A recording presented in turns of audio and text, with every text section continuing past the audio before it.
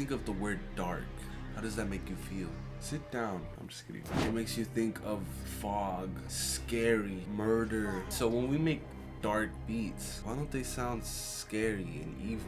Alright, what's good, y'all? So recently that question popped up in my mind. Why are dark beats not scarier? And so I'll be showing you how I make these dark samples that sound scary in movies like Jaws, Friday the 13th, stuff like that. It always has scary soundtracks, and when you think of dark, that's what I think of. So why not make beats with scary samples? And so that's what I'm going to be showing you in this video. So yeah, let's get on to FL Studio and I'm going to break down this sample I made. Alright, so here in FL Studio I have this sample pulled up and I'll play it for you and then I'll break it down.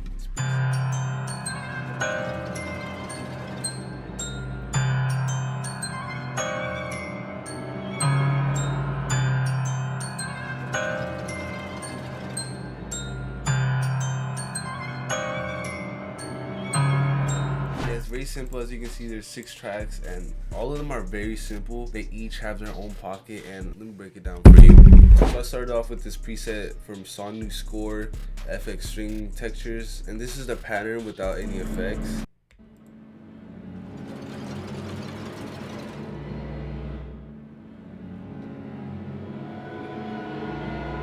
And already that's giving a very scary vibe. It's very open, it's very ambient, and it's very scary. Alright, so a little bit of music theory. When you're playing an instrument, you got these 2 terms, crescendo and decrescendo. Crescendo means going up, decrescendo means going down. So in music terms, crescendo is volume going up, decrescendo volume going down. So this G, listen to it,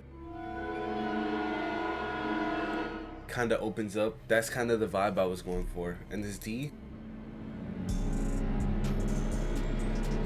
it starts off low and it starts building up. And to emphasize that crescendo a little more, I put it into the mixer, put it on mono, I right click and I automated it. And as you can see, it starts with mono and it opens up all the way. And if you're wearing headphones, you can feel it.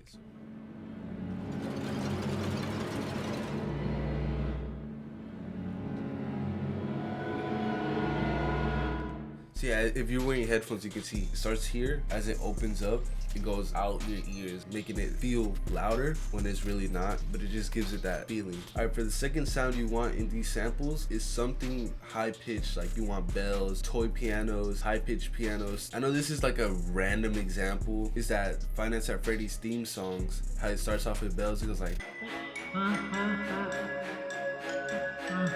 that's kind of why they did that. It's a scary sound. Honestly, these bells are kind of sauce. So keyscape, I was using the toy piano Glock octave. This is what they sound like. Look. If you go up to your attic and you hear toy pianos, you're definitely gonna be scared. You can't lie. Don't lie. Anyways, here's the pattern.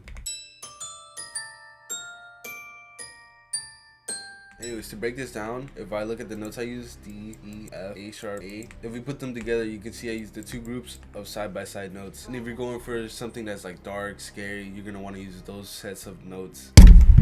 Our next sound you want is something that's in your face or very high pitched in the back. So same as you hear in West Coast beats, you got stabs like this one.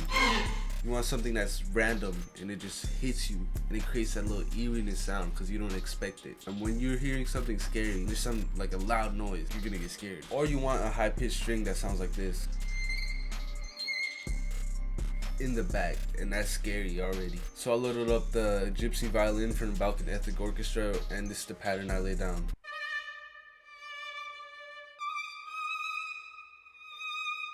And as you can see, this D sharp note right here is off key, but it really isn't. If I go into the scale and I go into Phrygian, now you can see it's in key. And again, all that does is add an extra group of notes side by side with each other. So this is what the sample sounded like so far.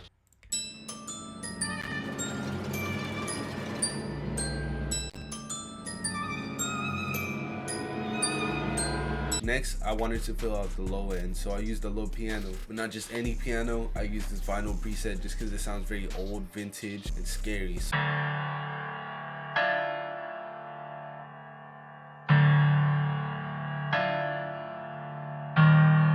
So to break this down, as you can see, I used the D as a root note, and then I used the D sharp in the Phrygian scale, and it creates a lot of tension. So just listen how it resolves back into the D. And it just sounds very scary. So these top notes, as you can see, it's just root note and the 2 notes side by side with each other. The reason these work well in these types of samples is because they're not supposed to go together. And so when you add things that aren't supposed to go together, hey Siri, what's the word you say when something's not supposed to go together? So the reason they work together is because it's unexpected. They're not supposed to go together. So the more unexpected things like stabs, high-pitched noises, or like random notes like these, it works so well. So I put them on the offbeat just so it's more unexpected. So trying to add more unexpected things, I got this preset from SRX Orchestra. And looking back at the sample, I should have chose a different sound, but this is the pattern right here.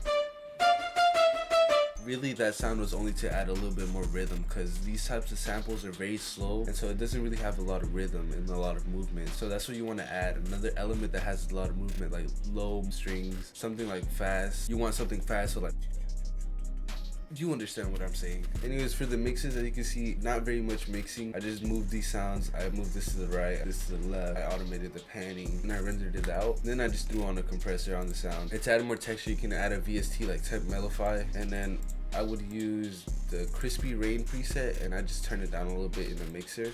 And then pitch the sample down just to make it a little more detuned. Go to the pitch right here, put it on 1, move it down just a little bit, and then this is what it will sound like at the end.